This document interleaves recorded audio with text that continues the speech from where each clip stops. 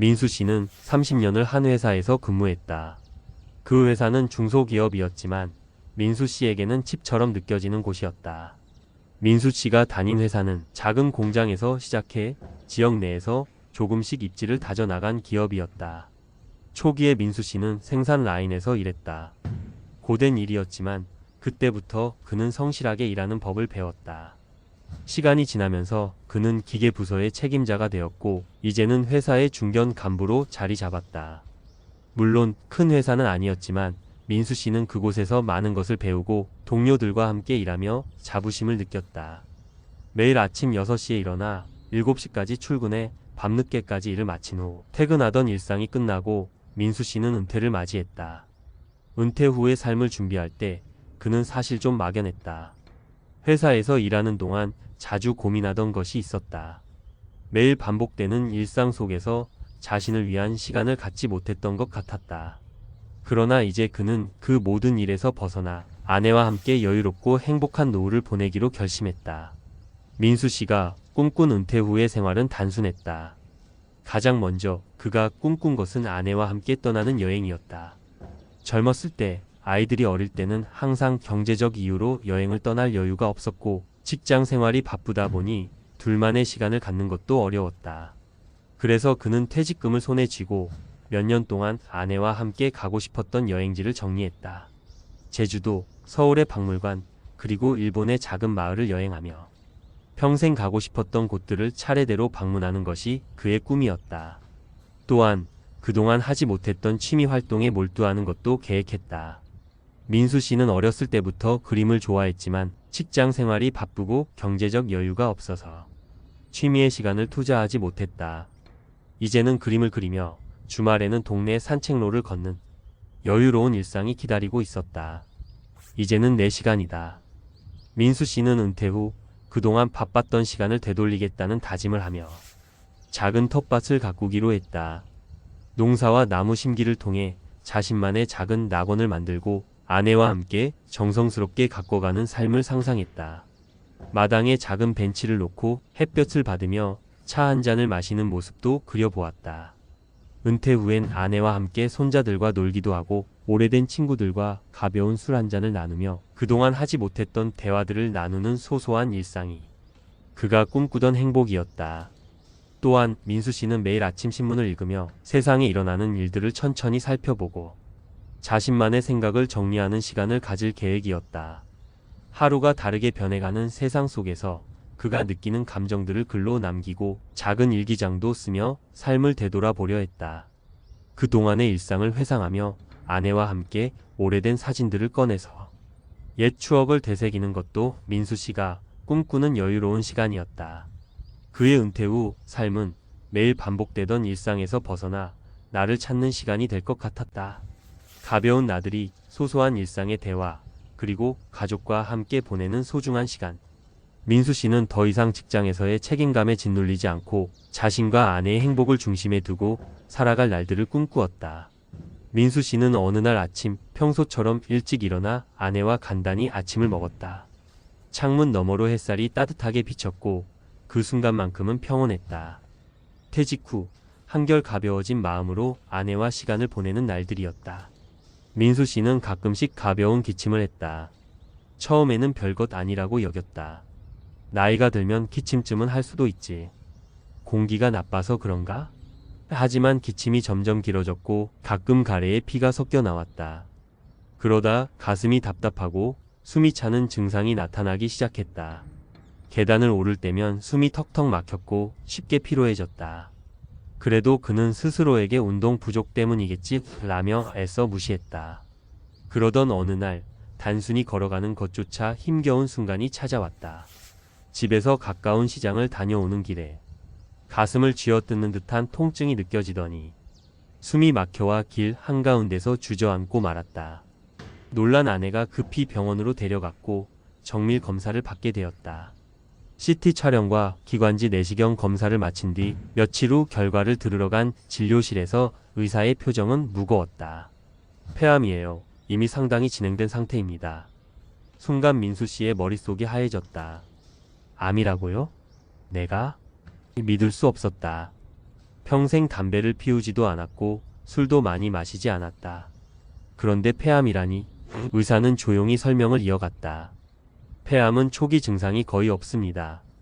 정기 건강검진에서도 간단한 엑스레이로는 발견되지 않는 경우가 많아요. 환자분은 암이 이미 3기 후반에서 4기에 가까운 상태입니다. 수술이 어려운 단계라 항암 치료와 방사선 치료를 병행해야 합니다. 진료실 안이 순간 얼어붙었다. 의사의 목소리가 분명히 들렸지만 아내의 머릿속에서는 아무것도 정리되지 않았다. 폐암? 수술이 어렵다고?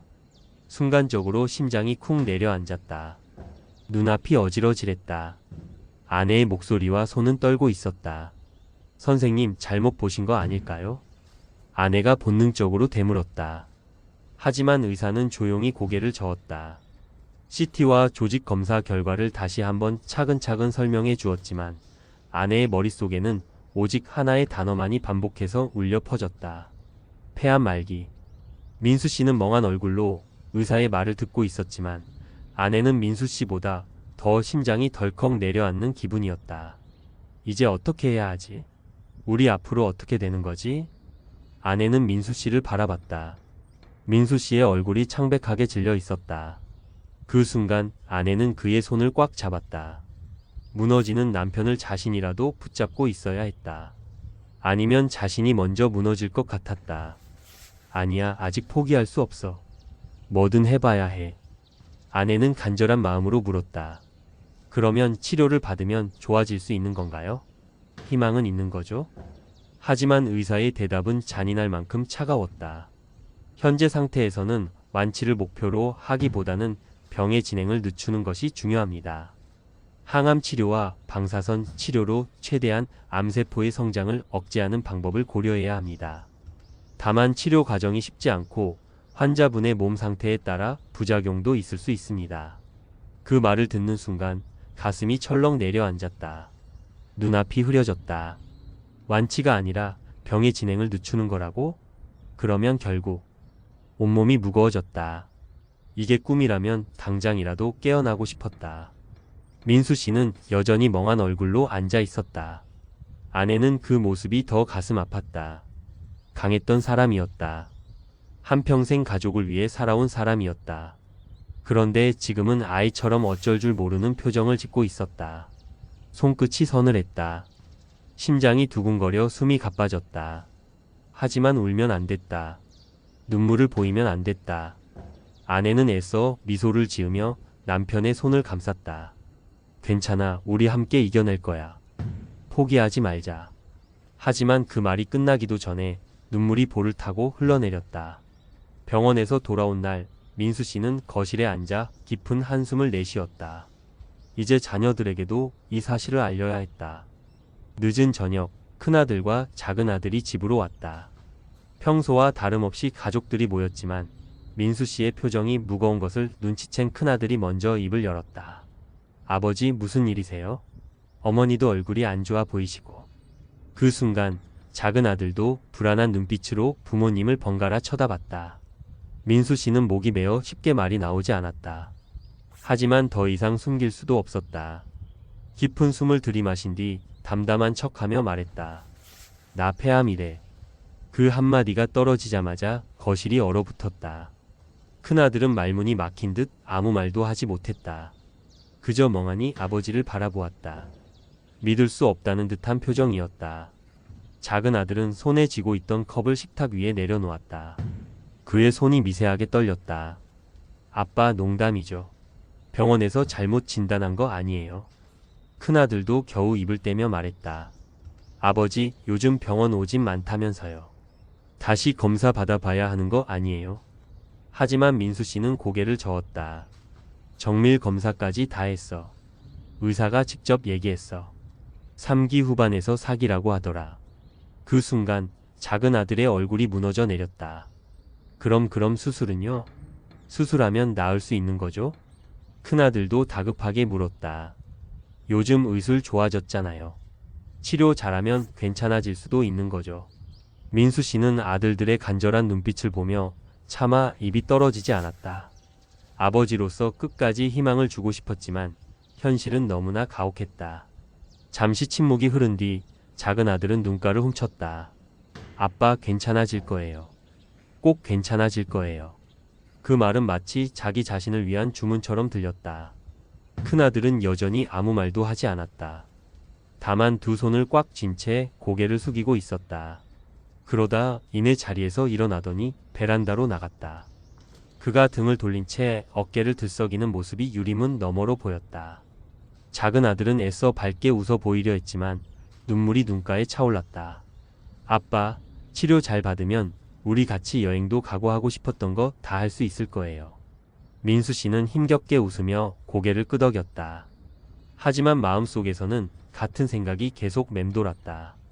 어떻게 우리가 이 어려움을 이겨낼 수 있을까? 그날 밤 민수 씨는 한숨도 자지 못했다. 그때부터 민수 씨의 삶은 병원 중심으로 돌아가기 시작했다. 항암 치료를 받는 날이면 어김없이 병원으로 향했다. 병원 대기실의 병원 냄새, 하얀 벽, 그리고 무표정한 사람들. 그는 이제 이곳이 낯설지 않았다. 처음에는 표적 치료제를 사용했지만 큰 효과를 보지 못했다.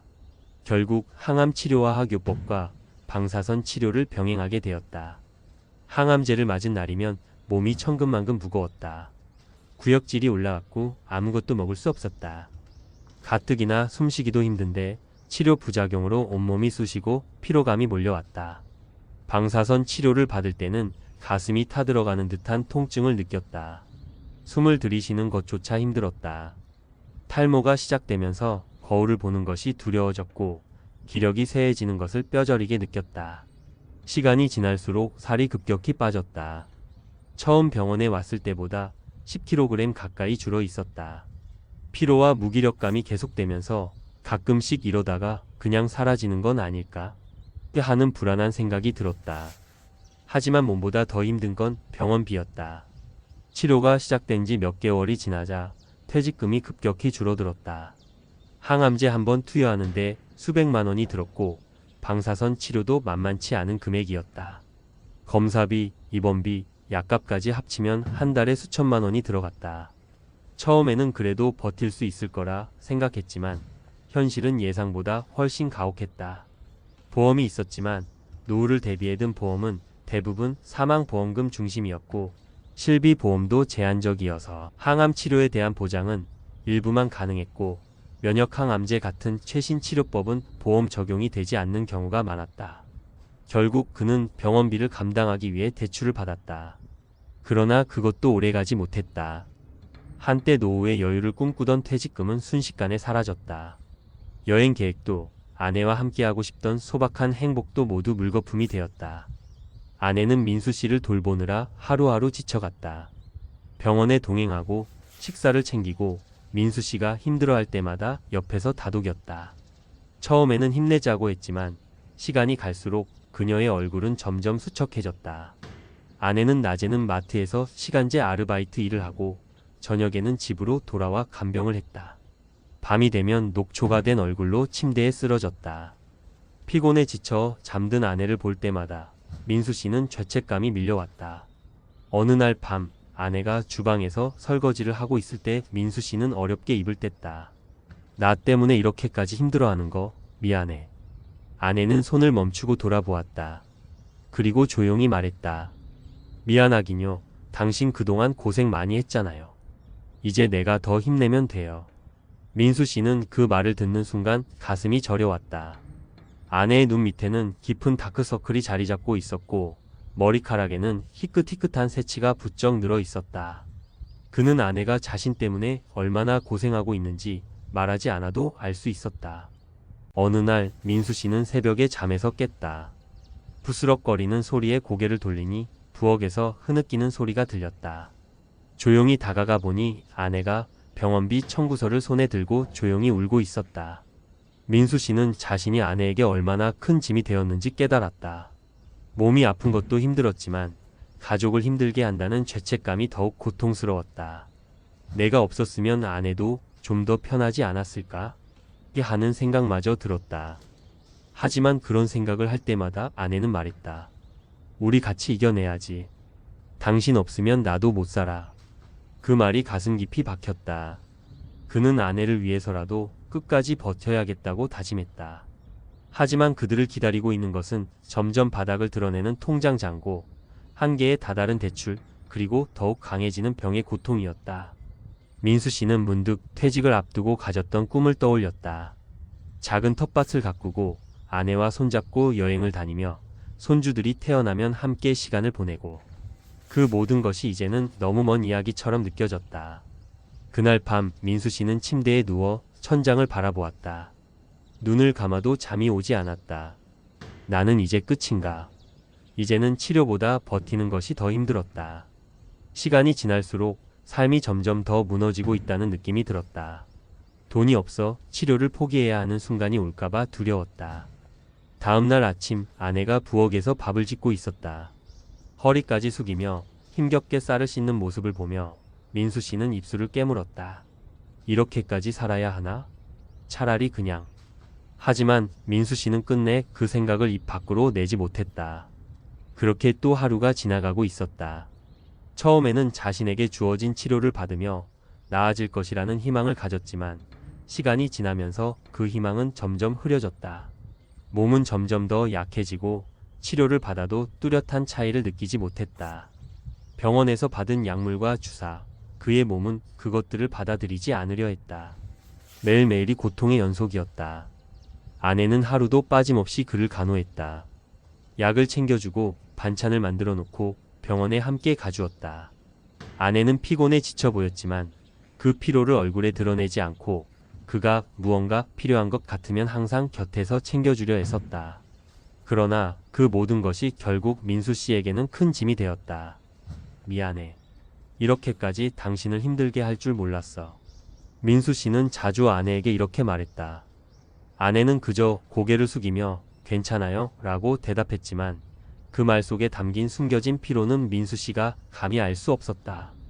아내는 매일매일 자신의 몸과 마음을 조금씩 갉아먹어가며 그를 돌보고 있었다. 민수 씨는 그런 아내를 보며 점점 더 미안하고 자괴감이 들었다. 그렇게 시간이 흘렀다. 매일 같은 일상이 반복되었고 민수 씨는 그 어느 때보다 고립감을 깊이 느꼈다. 병이 그의 몸뿐만 아니라 정신까지 지치게 만들었다. 자녀들은 바쁘게 살고 있었고 자신에게 도움을 줄 여유가 없어 보였다. 민수 씨는 알았다. 아내가 고생하는 모습, 자녀들이 잘 지내는 모습을 보며 더 이상 자신이 그들에게 짐이 되어서는 안 된다는 생각이 강하게 들었다. 하지만 그럼에도 불구하고 그는 스스로 나갈 길이 보이지 않았다. 살아있다는 사실만으로도 자신이 가족에게 부담이 된다는 느낌을 지울 수 없었다. 그러던 어느 날 아내가 민수 씨에게 다가왔다. 그날도 민수 씨는 몸을 뻗어 침대에 누워 있었고 눈을 감은 채 아무 말 없이 시간을 보내고 있었다. 아내는 그가 생각에 잠겨 있을 때 조용히 다가갔다. 아내는 그저 민수 씨를 품에 안으며 괜찮아요? 우리가 함께잖아요? 라고 속삭였다. 그 말 속에 담긴 사랑과 이해는 민수 씨의 마음을 녹였다. 민수 씨는 눈물이 차올랐다. 자신이 얼마나 많은 짐을 아내에게 지웠는지, 그녀가 얼마나 고통을 감내하면서도 그를 지탱해주고 있었는지 가슴이 먹먹해졌다. 많이 미안해라고 그는 그저 이 말 밖에 할 수 없었다. 그동안 아내가 지고 있던 짐을 알면서도 모르는 채하며 자신만의 고통에 갇혀 있었던 것 같았다. 아내에게 얼마나 미안하고 감사한지, 그리고 앞으로는 아내에게 힘이 되고 싶다는 마음이었다. 그는 이제 더 이상 혼자가 아니었다. 아내는 그의 고통을 함께 느끼며 그 고통을 나누고 싶어 했다. 민수 씨는 그 사랑을 느끼면서 비로소 끝이 아니다라고 생각할 수 있었다.